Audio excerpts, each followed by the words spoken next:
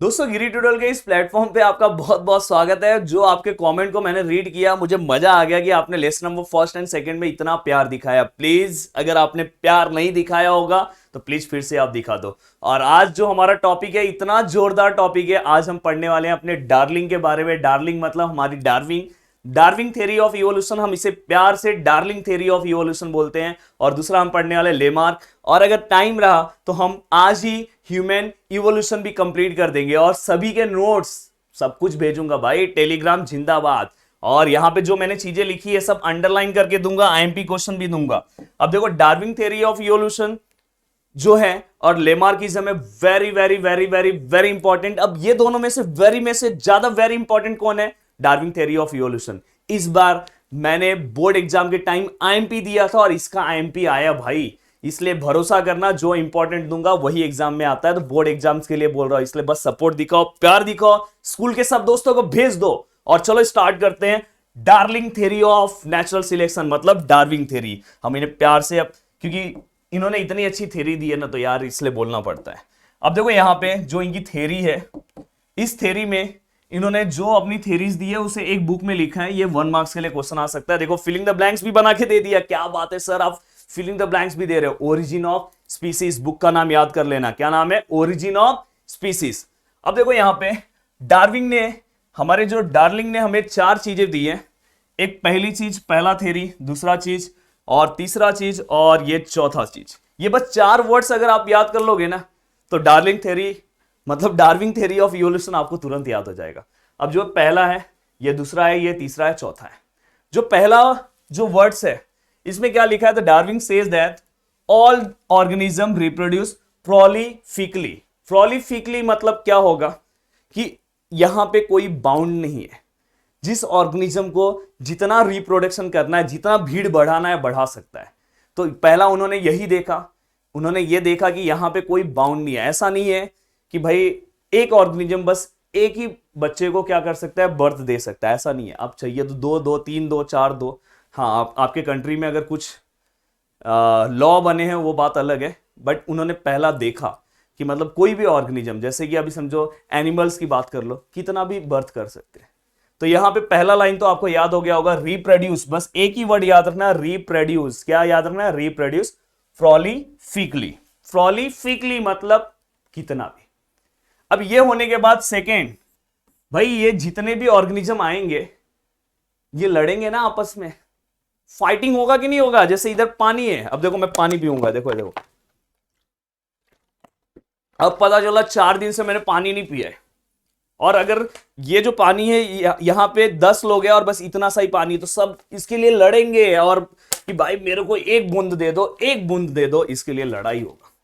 तो ये क्या होगा कि ये जो ऑर्गेनिज्म है ना, डार्विन ने देखा कि आपस में क्या कर रहे? कंपीट कर रहे।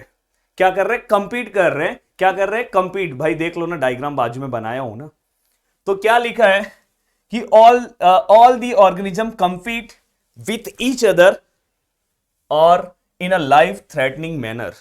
मतलब क्या करते हैं? ये फूड, शेल्टर, ये सब चीजों के लिए आपस में क्या करते हैं? लड़ते हैं। देन इसके बाद इन दिस कॉम्पिटिशन, अब देखो ये तो इसके लिए लड़ते, पर अब स्कूल के बाहर भी बहुत सारी लड़ाइयां होती है। वो किसी और मैटर के लिए होती है। कौन से मैटर के लिए होती है? अगर आपको समझ में आया होगा तो प्लीज कमेंट में बताना। मैं हूं आपका दोस्त राहुल, तो इसलिए दोस्ती की तरह ही पढ़ाऊंगा। देन इसके बाद थर्ड जो टॉपिक है, थर्ड उन्होंने जो थ्योरी दी है उसमें उन्होंने बताया, जो इस, अब जाने दो वो ज्यादा हो जाएगा, मॉडिफिकेशन। थर्ड उन्होंने क्या बोला कि जब कंपीट करते हैं ना एक दूसरे में, अब जिसके अंदर ज्यादा मॉडिफिकेशन होगा, जो अपने अंदर मॉडिफिकेशन लाएगा, वो क्या करेगा? कंपटीशन को विन करेगा। विन करेगा मतलब वो क्या होगा? जीतेगा। वो जीतेगा, जो मेहनत करेगा वही आगे जाएगा। तो उन्होंने तीसरा एक चीज देखा कि only those organism sustain which show modification. अगर तुम्हें डार्विन थ्योरी ऑफ इवोल्यूशन आया तो दोस्तों ये पॉइंट्स लिखने हैं, और मेरे बस पॉइंट्स याद रखोगे तो आप तुरंत आंसर बना सकते हो। एंड देन फोर्थ पॉइंट, जो मॉडिफिकेशन लास्ट में जो विनिंग, जो विनर होगा, उसके अंदर जो मॉडिफिकेशन होगा वही नेक्स्ट स्पीसीज में दिखाई देगा दोस्तों। तो देखो यहां पे लिखा है कि sustaining and selected organism can perform reproduction. मतलब जो सिलेक्टेड ऑर्गेनिज्म है वो क्या करेगा? रिप्रोडक्शन परफॉर्म करेगा। और new species with their own specific character, और जो नया स्पेसिस होगा उसके अंदर उस ऑर्गेनिज्म के क्या आ जाएंगे, कैरेक्टर्स आ जाएंगे। तो आई थिंक याद हो गया होगा, पहला रिप्रोड्यूस, दूसरा कंपीट, तीसरा मॉडिफिकेशन और चौथा न्यू स्पेसिस। न्यू स्पेसिस, अब चारों चीजें आपको आई थिंक याद हो गई होगी, प्लीज याद कर लेना। मेरे लेक्चर की खूबी यही है कि आपको मेरे लेक्चर में ही सब चीजें याद हो जाएगी। नेक्स्ट है व्हाट आर दी ऑब्जेक्शंस। अब देखो कोई भी चीज अगर हम करने जाएं तो वहां पे कोई ना कोई ऑब्जेक्शन करने वाले, ऑब्जेक्शन के लिए लोग आ ही जाते हैं भाई। यहां पे हमारे डार्विन जी ने जो थ्योरी दिया उसमें भी लोग आ गए। इन्होंने क्या बोला कि इन्होंने actually Darwin theory of natural selection, इन्होंने बोला कि वही लोग सिलेक्ट होंगे जो क्या करेंगे, कंपटीशन में क्या करेंगे, कंपटीशन में अपने अंदर मॉडिफिकेशन लाएंगे, तो वही लोग विन होंगे। इन्होंने ऐसा बोला। इन्होंने एक थ्योरी भी दिया था दो बर्ड्स के बारे में, चलो वो हम आगे जब टाइम रहेगा तो हम स्टोरी हम बात कर लेंगे। बिस्टर्न बैटुलेरिया एंड कार्बोनेरिया ऐसे करके दो स्पीसीज थे यूरोप में। इन्होंने एक स्टोरी दिया 11th के बुक में, वो हम आगे डिस्कस कर लेंगे 11th के लेसन में। अब देखो यहाँ पे इन्होंने पहला नेचुरल सिलेक्शन के बारे में बात किया, बट इन्होंने म्यूटेशन के बारे में बात नहीं किया। किसके बारे में बात नहीं किया, म्यूटेशन के बारे में। तो इन्होंने पहला जो ऑब्जेक्शन लोगों ने लिया, natural selection is not only the factor responsible for evolution. इन्होंने क्या बोला, बस इवोल्यूशन के लिए भाई नेचुरल सिलेक्शन ही फैक्टर्स है। तो लोगों ने तुरंत बोला बाय बाय रुक जाओ, natural selection is not only the factor responsible for evolution. लोगों ने ऐसा बोल दिया भाई, याद कर लो ऐसा लाइन। देन सेकेंड, इन्होंने इसके बारे में भी नहीं बताया यूजफुल और यूजलेस मॉडिफिकेशन।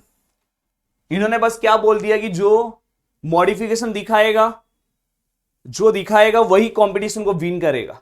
पर इन्होंने यूजफुल और यूजलेस मॉडिफिकेशन के बारे में कोई डिस्कशन नहीं किया। और इन्होंने एक और चीज के बारे में नहीं बोला, जो ये स्लो चेंजेस हो रहे हैं और जो एब्रप्ट चेंजेस मतलब फास्ट चेंजेस, मतलब इवोल्यूशन के लिए कैसे स्लो चेंजेस होते हैं, कैसे फास्ट चेंजेस होते हैं, इसके बारे में इन्होंने कोई डिस्कशन नहीं किया।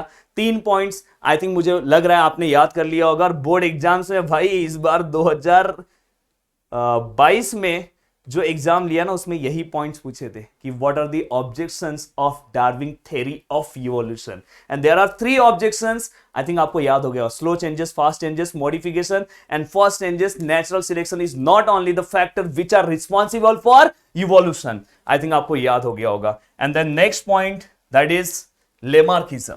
अब भाई लेमार्क भाई आ गए, मजा आ रहा है कि नहीं आ रहा है, जल्दी बोलो, कंटाल नहीं आना मांगता अपने लेक्चर में। अब देखो लेमार्क भाई ने, सबसे पहले आप लिख सकते हो कि ये जो लेमार्किज्म की जो थ्योरी है, इसको देने वाले जो हमारे साइंटिस्ट उनका नाम है लेमार्क। बस लेमार्क लिखो, जरूरी नहीं है इसको शॉर्ट फॉर्म में लिख दो, जेबी लेमार्क। अब जेबी लेमार्क ने मॉर्फोलॉजी के बारे में ज्यादा बात की। जेबी लेमार्क ने मॉर्फोलॉजी के बारे में बात की। इन्होंने जो लेमार्किज्म की जो थ्योरी दी, ये जो पूरी की पूरी थ्योरी है वो बेस करती है एक्टिविटीज और लेजीनेस के ऊपर। किसके ऊपर, एक्टिविटीज एंड लेजीनेस। याद रखना, morphological changes occurring in living organism. किसके अंदर मॉर्फोलॉजिकल चेंजेस हो रहा है, लिविंग ऑर्गेनिज्म में हो रहा है, which are responsible for evolution. और यही क्या है, इवोल्यूशन के लिए क्या है, रिस्पॉन्सिबल है। अब आपको समझेगा वो मॉर्फोलॉजिकल क्या है। इनकी जो थ्योरी थी पूरी की पूरी किसके ऊपर डिपेंड कर रही थी, मॉर्फोलॉजिकल चेंजेस। वो जो डिपेंड कर रहा था वो किसके ऊपर डिपेंड कर रहा था, एक्टिविटी और laziness of that organism, activity और लेजीनेस ऑफ दैट ऑर्गेनिज्म। अब मैं देखो यहाँ पे एक एग्जांपल ले रहा हूं जिराफ का। इन्होंने जिराफ का एग्जांपल लिया। इन्होंने बोला कि स्टार्टिंग में जो जिराफ के जो नेक थे शॉर्ट थे, बट धीरे धीरे धीरे धीरे ये जो नेक हैं इसके अंदर मॉडिफिकेशन दिखाई दिया और ये जो नेक हैं वो कैसे लॉन्ग हो गए। तो लोगों ने पूछा ऐसे कैसे हुआ। अब देखो डार्विन ने अलग थ्योरी दी। इन्होंने क्या बोला पता है, इन्होंने बोला कि स्टार्टिंग में जो जिराफ थे उन्हें इजीली ग्रासेस खाने के लिए मिल जाते थे। अब पर क्या हुआ, धीरे धीरे जो ग्रास है या जो प्लांट्स है वो ऊपर चले गए। अब ऊपर चले गए तो ये, अब देखो ये चीज अगर ऊपर है तो मैं ऐसे खाने की कोशिश बार बार करूंगा, मोम ऐसे खाने की कोशिश करूंगा। अब इससे क्या हुआ, मेरा जो गर्दन है ना, अगर सपोज मैं जिराफ हूं तो ये बार बार ये स्ट्रेस हो रहा है, मतलब ये एक्टिविटी परफॉर्म कर रहा है, ये बार बार एक्टिविटी परफॉर्म कर रहा है। तो धीरे धीरे ऐसा होगा कि मेरे गर्दन में चेंजेस आएगा और मेरा जो ये नेक है वो कैसा हो जाएगा, लॉन्ग हो जाएगा। तो इन्होंने पहला जो एग्जांपल दिया वो यही दिया, neck of giraffe has become too long. तो बोला कि एक्टिविटी जो परफॉर्म करेगा उसके अंदर भाई इवोल्यूशन के लिए एक्टिविटी बहुत इंपॉर्टेंट है परफॉर्म करना। बाद में इन्होंने दूसरा जो एग्जाम्पल लिया वो इन्होंने लिया आयरन स्मिथ के बारे में। आयरन स्मिथ आपको पता है वो बार बार पता है लोहे पे मारते रहते हो, तो उनका जो शोल्डर है ना, ये जो शोल्डर है ना भाई, बहुत स्ट्रांग हो जाता है। तो बार बार करने से बहुत ही स्ट्रांग हो जाता है। एक पंच अगर किसी को शोल्डर से पंच कैसे देते भाई, ऐसे दे दिया ना, आदमी गया काम से। देन इसके बाद wings of birds like ostrich. Wings of birds like ostrich, अब आपको ऑस्ट्रिच के बारे में पता होगा। ऑस्ट्रिच के पास विंग्स होता है, फिर भी वो लोग उड़ते नहीं है। तो वो कैसा हो जाता है, अगर वो एक्टिविटी परफॉर्म नहीं कर रहा है तो धीरे धीरे क्या हो जाएगा, वो ऑर्गन कैसा हो गया उनका, वीक हो गया। वीक मतलब कमजोर हो गया है। तो 3 एग्जांपल्स मैंने लिए हैं आपके बुक में। स्नेक का भी एग्जांपल्स है और 1-2 एग्जांपल्स और है, बट ये 3 एग्जांपल इनफ है। ये इसमें से भी बस 2 ही आपको देना है, तीनों नहीं देना है। सबसे पहला डेफिनेशन मार्फोलॉजिकल चेंजेस। देखो मार्फोलॉजी दिख रहा है ना, बाहर से चेंजेस दिख रहा है कि नहीं, अकरिंग इन लिविंग ऑर्गेनिज्म, भाई किसके अंदर हो रहा है, which are responsible for evolution. And the reason behind those morphological changes, the reason behind those morphological changes is activity और laziness of that organism। मतलब ये कितना एक्टिविटी परफॉर्म कर रहा है या नहीं कर रहा है उसके ऊपर डिपेंड कर रहा है। And there are 3 examples. अब एक और चीज याद रखना कि जो वो एक्टिविटी परफॉर्म कर रहा है, फॉर एग्जांपल ये सब जो चीजें हैं, इसके नेक्स्ट जो है, ये जो वो एक्टिविटी परफॉर्म कर रहा है उसे ही हम बोलेंगे एक्वायर कैरेक्टर्स। और ये जो एक्वायर कैरेक्टर्स है यही क्या होगा, ये क्या होगा, नेक्स्ट जनरेशन को पास हो जाएगा। ऐसा लेमार्क ने बोला कि all this examples are the types of acquire character and they are transfer to one generation to other generation. बोल रहे कि ये सब जो है ये एक्वायर कैरेक्टर है, ये एक जनरेशन से दूसरे जनरेशन में ट्रांसफर होगा। अब यहां पे ऑब्जेक्शन लेने वाले लोग आ गए, बोला कि लेमार्क आपने तो भाई सही बोला, कुछ दिनों तक लेमार्क की जो थ्योरी थी सही चली, बट 2-3 लोग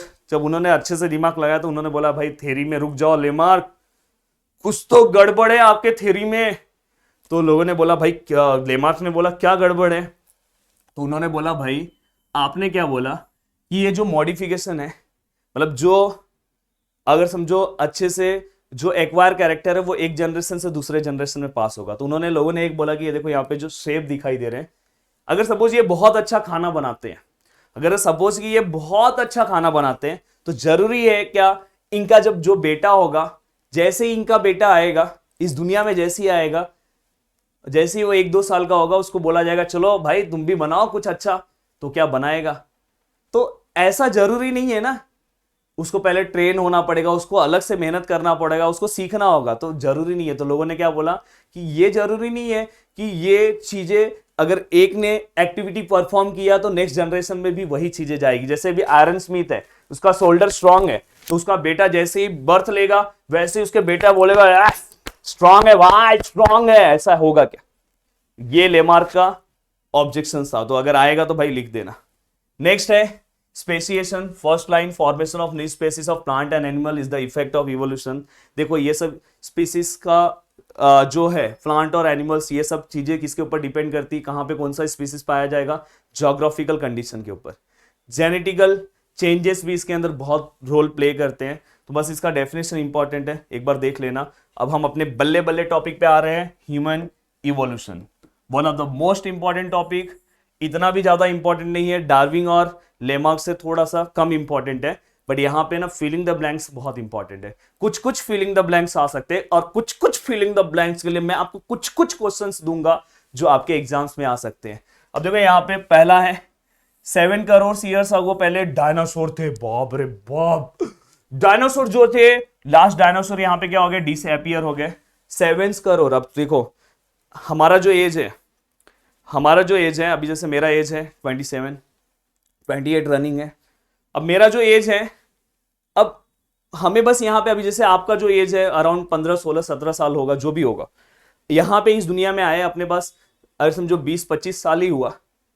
अब सोचो यहाँ पे 7 ईयर की बात नहीं और 1 करोड़ है भाई, 7 करोड़ ईयर्स अगो। तो जो लास्ट डायनासोर था वो क्या हो गया, डिसअपीयर हो गया और मंकी लाइक एनिमल्स इवॉल्व हुए। अब मंकी लाइक एनिमल्स इवॉल्व हुए, फिर 4 करोड़ ईयर्स अगो पहले वो जो भाई मंकी लोग आए थे ना, उनका पूछ जो था ना, पूछ गायब हो गया। तो यहां पे वही लिखा है the tail of the monkey like animal disappear, और उसी को हम क्या बोलते हैं, इजिप्टोपिथेकस। नाम याद रखना, किसका पूछ गायब हुआ, इजिप्टोपिथेकस। देन इसके बाद 2.5, देखो 7 हो गया, फिर 4 हो गया, फिर 2.5 पे आ गए। जो नेक्स्ट आया उसका नाम था ड्रायोपिथेकस। क्या हुआ भाई पता है, पूरा का पूरा जो जंगल था ना वो सूखने लगा, इसलिए देखो ड्राई लिखा है, ड्राई मतलब सूखना। तो पूरी तरह से सूखने लगा, तो ये जो हमारे लोग थे ना, ये लोग ना भागने लगे। कहां से भागने लगे पता है, जंगल से, फॉरेस्ट से वो लैंड की ओर आने लगे। तो भाई सिंपल सा मैंने आपके लिए लाइन लगाया, started to live on land. The next one that is 1 crore year ago, एक आए भाई जिनका नाम था Ramapithecus. Very very very important, इसलिए यहां पे मैं बोल रहा हूं ये बहुत इंपॉर्टेंट है। ये जब आए तो इन्होंने क्या किया, ये फर्स्ट ऐसे एनिमल्स थे जो ह्यूमन की तरह लग रहे थे। देखो मैं बाजू में आ रहा हूं, देखो इनका मेरा थोड़ा बहुत मिलना जुलना सेम लग रहा है। तो first human like animals, the example is Ramapithecus. Filling the blanks में बहुत बार आ सकता है और आया भी है और आएगा भी। तो आपको बहुत कंफ्यूजन होता है ना, आपके लिए हमने सब कुछ लाके दिया है। बस आपको क्या करना, मेरा वीडियो एक बार आपने देखा ना, पूरे लेसन की तैयारी हो जाएगी। 40 लाख ईयर्स अगो ऑस्ट्रेलोपिथेकस, ये लोग जो पहले के लोग थे ना, ये लोग से ज्यादा इंटेलिजेंट होने लगे। तो यहां पे बस याद रखना, more intelligent. The next one that is the 20 lakh years ago skill वाले लोग आए। आज स्किल की वजह से ये सब चीजें पॉसिबल है, मैं आपको दिख रहा हूं, ये सब चीजें इसीलिए पॉसिबल है। तो ये देखो यहाँ पे दिख रहा है, ये लोग स्किल से काम करना स्टार्ट किए। तो ये जो लोग आए आज से 20 लाख साल पहले। अब देखो 15 लाख साल पहले कौन आया, ये देखो रॉन्ग है, human walking with erect posture. पहले लोग ऐसे चलते थे ना, ऐसे ऐसे ऐसे ऐसे ऐसे ऐसे ऐसे, अब ऐसे चलने लगे। तो ये पॉसिबल कब हुआ, 15 लाख साल पहले। तो ये भी इतना इंपॉर्टेंट नहीं है।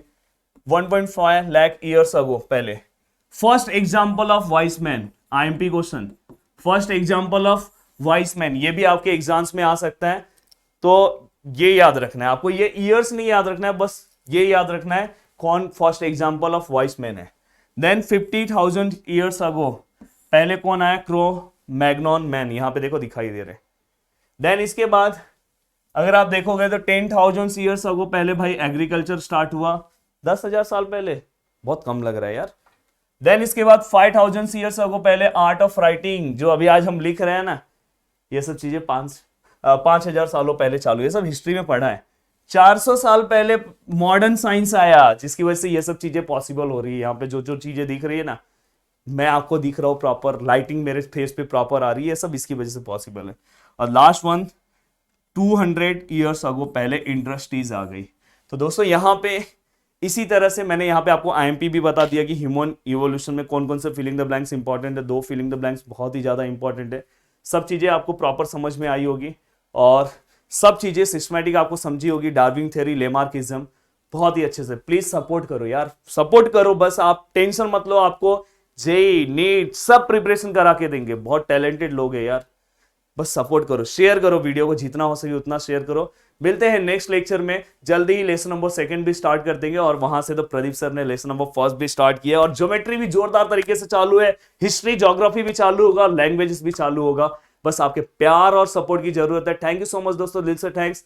जय हिंद दोस्तों।